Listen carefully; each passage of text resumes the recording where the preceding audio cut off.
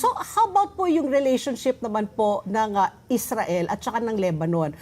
Kasi nga, sabi ng Israel, hindi naman kasama sa 10-point agenda na hindi na namin bobombahin ang Lebanon. Galit sila sa Lebanon kasi sumali sa gera, di ba? Sila po ay inano ng Hezbollah, tinamaan rin ng Israel.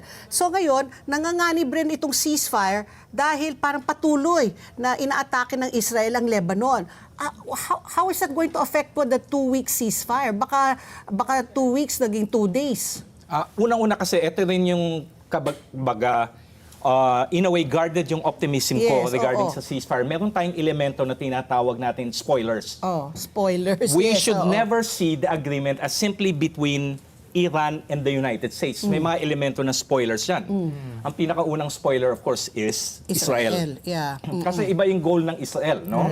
Although meron silang alignment or even alliance, iba ang goal ng Israel. Ang goal ng Israel, pinang-unang-una, no, is pabaksakin yung Islamic Republic. Yes, Ang goal naman ni Donald Trump is, of course, yung denuclearization and dismantle yung ballistic missile program. Yes. ng Iran. Pero na-convince ni President Netanyahu, si Donald Trump, let's go along. Kasi posible natin magkaroon ng effect ng regime change.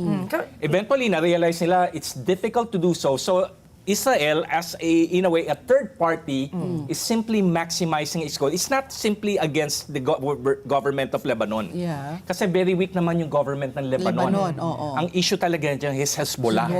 Correct. Na tinatawag nating proxy group ng Iran, along interestingly with Hamas. Magkakakampi Hamas, of course, yung empatada noong October 7, 2023, biniblame din ng Israel and other Arab countries, of course, ang Iran.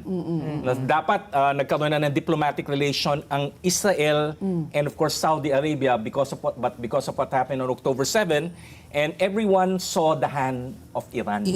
Oo.